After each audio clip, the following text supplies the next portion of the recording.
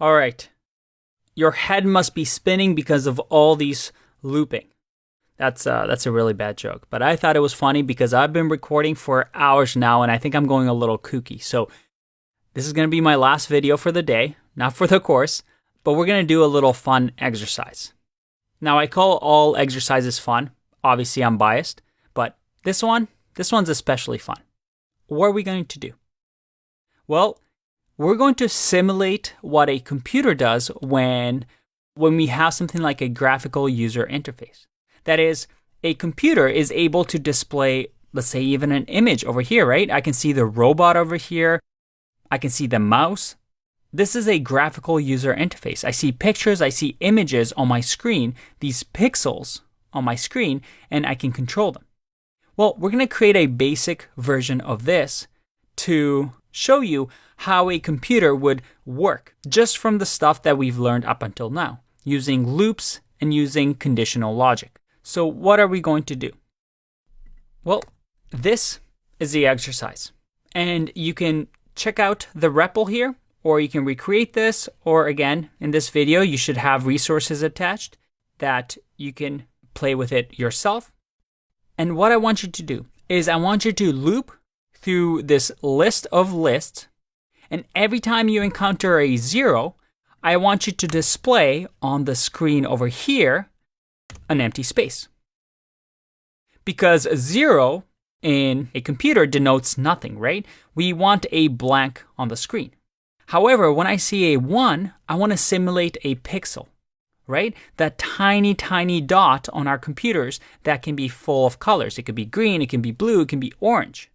But for our case, I want it to be a star. And using that, I want you to create a program that takes this picture that, let's say, is in our database or in our computer's hard drive and displays it on the screen using space or multiply. And all I want you to do is when I click run, I want you to display that image right here. All right, this is a little tough one and I'm kind of letting you figure out on your own, but trust me, you've learned all the tools necessary to do this. Pause the video, give it a go. Otherwise, I'm going to show you how it's done. So the very first thing I like to do is to think about what I'm about to do. I want to make sure that we have a plan in mind. So I'm going to comment first, and I'm going to say, well, we definitely want to iterate over a picture, right? So we're going to do some sort of iteration here. So that's number 1. And then in here, I want to say that if it's a 0, then I want to print an empty space. And if it's a 1, I want to print a star. All right, so that's the plan. Okay, so this shouldn't be too hard. Actually, before you get started, in order for this to work, you need to Google a special parameter or special option that you can give the print function. And as a matter of fact, the print function that you need to add, or the option that you need to add, is this end option. And if we scroll down, it doesn't display it that well, but you can see here, string appended after the last value. So the default when we print something is a new line, but ideally we might not want a new line. So when that happens, you might have to use this end option.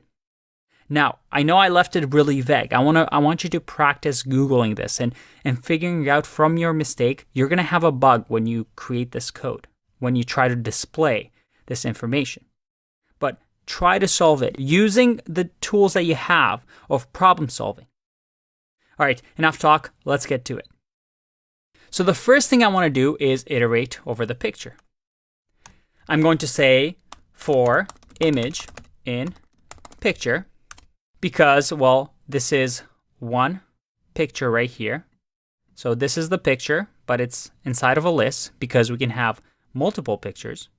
And then I'm going to loop once again over this individual list. So once again, I need to do a for loop, and this time I'm going to say for pixel, because each one of this is a pixel. in the image. So this is a nested for loop. Now, I'm going to add a conditional and say if pixel equals 1, then I'm going to print a star. Otherwise, I'm going to print an empty string. Well, maybe not empty, right? Because we do want a space, a blank space in the image. All right, so let's see if this works. If I click run, that's not really what I wanted. I want a clear image here, but I'm just getting things one in line. And remember, this was the little trick where a print, every time it prints, it creates a new line. The default, again, if we close this, you'll see is that end equals to this escape sequence of new line.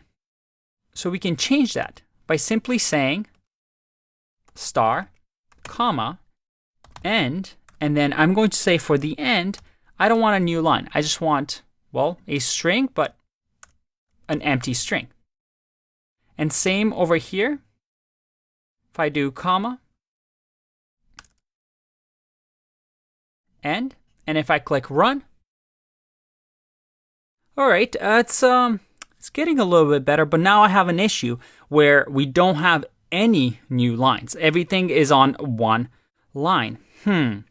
That's not good. How can we solve this? Well, ideally, at the end of this first loop, where we're just going the image or the line in the image, at the end of this, we create a new line right here, right? So again, looking at the indentation, I don't want a new line on every pixel, which we had the first time, but I also want to add a line between the lists of rows. So maybe a better name for this will be a row in picture. And in here, I'm going to add at the end of this for loop, so after we're done looping through the entire row, at the bottom here, I'm going to print an empty line. But remember, the default is going to be a new line. So again, an empty string, it's going to default to a new line, and we're still going to have this code. If I run this,